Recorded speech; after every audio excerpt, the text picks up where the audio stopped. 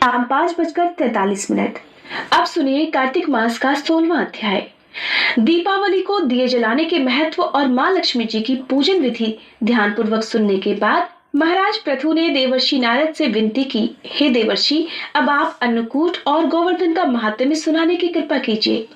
देवर्षि नारद कहते हैं, दिवाली के अगले दिन कार्तिक शुक्ल प्रतिपदा को गोवर्धन पूजा और अन्नकूट होता है। इस दिन पृथ्वी पर गोबर का गोवर्धन बनाकर उसका पूजन करना चाहिए और अन्नकूट बनाना चाहिए। ब्राह्मणों को भोजन कराने के बाद ही स्वयं भोजन ग्रहण करना चाहिए। गाय और बैल का भी पूजन करना चाहिए। दिन के तीसरे पहर में मार्ग पालिका बांधी जाती है और इस दिन जवाई यानी कि दामाद का भी पूजन किया जाता है।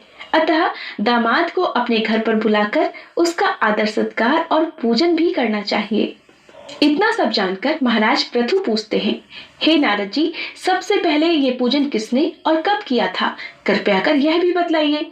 महाराज पृथु की जिज्ञासा को जानकर देवर्षि नारद बोले, समुद्र मंथन के समय जब लक्ष्मी जी समुद्र से उत्पन्न हुई तब विष्णु भगवान के साथ उनका विवाह हुआ।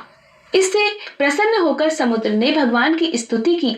तब भगवान विष्णु ने कहा कि कोई वरदान मांगो।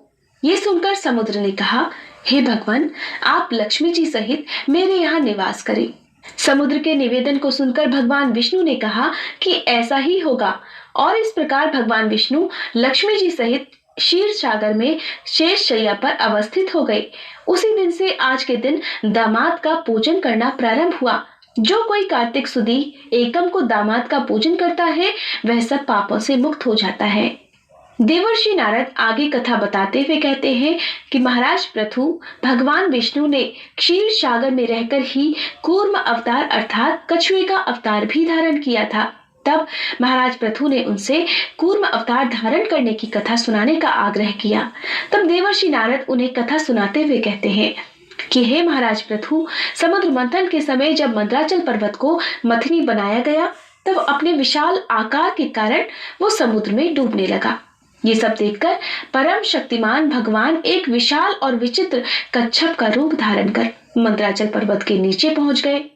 कच्छप अवतार धारी भगवान की विशाल पीठ पर आश्रय पाकर मंदराचल पर्वत ऊपर उठ गया। इतना ही नहीं, वे मंदराचल पर्वत को ऊपर से दूसरे पर्वत की भांति अपने हाथों से दबाकर स्थित भी हो गई और तब इस प्रकार समुद्र मंथन का कार्य सुचारू रूप से संपन्न हो पाया। इसे ही शास्त्रों में भगवान विष्णु का कूर्म अवतार कहा जाता है। गोवर्धन पूजा का महत्व बताने के बाद देवर्षि नारद कहने लगे, हे राजा पृथु, कार्तिक सुदी दूज को यम द्वितीया कहते हैं। इस दिन यमुना स्नान करके यमराज का पूजन किया जाता है। दिवाली के बाद की इस द्वितीया को भाई दूज भी कहते हैं। इस दिन भाई अपने घर भोजन ना करके अगर अपनी बहन के घर भोजन करने जाए तो उसे बहुत पुण्य मिलता है। अगर अपनी बहन ना हो तो गुरु की कन्या भी बहन के समान होती है, इसलिए उसे ही बहन मानना चाहिए। इस दिन बहनें अपनी भाई की आयु बढ़ाने की कामना से 8 चिरंजीवियों अर्थात मार्कंडेय, बलि, व्यास, हनुमान, विभीषण, कृपाचार्य, अश्वत्थामा और परशुराम का विधिवत पूजन करे। इसके बाद भाई को अपने घर बुलाकर उसे तिलक लगाते हुए कहना चाहिए, हे सूर्य, चंद्रमा, पृथ्वी, समुद्र, वेद, पुराण, तप, सत्य, ब्रह्मा, विष्णु, महेश, देवता, मुनि तथा धर्म मेरे भाई की रक्षा करें और जब तक पृथ्वी और सूर्यादि स्थित हैं तब तक मेरे भाई की संतति चले। फिर इस प्रकार बहन भाई को तिलक करके भोजन कराए। भाई भी अपनी श्रद्धा और सामर्थ्य के अनुसार बहन को दक्षिणा दे। इतनी कथा सुनने के बाद राजा पृथु ने पूछा, हे महर्षि, सब क्षेत्रों में उत्तम क्षेत्र कौन सा है? तब नारद जी कहने लगे, हे राजन, सब क्षेत्रों में उत्तम गंगा तथा यमुना जी का संगम है, जिसमें स्नान आदि करने की इच्छा ब्रह्मादि देवतागण भी करते हैं। गंगा के स्मरण मात्र से अनेकों पाप नष्ट हो जाते हैं। जो कोई गंगा में स्नान कर लेता है उसके समस्त पाप नष्ट हो जाते हैं। उसकी कई पीढ़ियों को पुण्य की प्राप्ति होती है। गंगा जी में स्नान करने की इच्छा रखने मात्र से मनुष्य अनेक जन्मों के पापों से भी मुक्त हो जाता है। गोदावरी, कृष्णा, रेवा, अमरावती, तुंगभद्रा, कावेरी, यमुना, बहुदा, चैत्रवती, तामपर्णी और सरयू आदि नदियां सभी तीर्थ गंगा जी में स्थित हैं। काशी क्षेत्र सब क्षेत्रों में उत्तम है और जो काशी में जाकर वास करते हैं वे जीवन मुक्त हो जाते हैं। जो व्यक्ति काशी क्षेत्र का स्मरण करते हुए अपने शरीर का त्याग करता है, अंत में वह भी मोक्ष को प्राप्त होता है।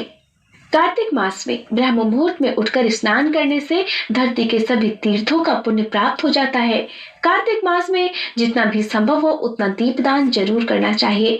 पद्म पुराण, नारद पुराण और स्कंद पुराण में कार्तिक मास का विशेष महात्म्य बताया है।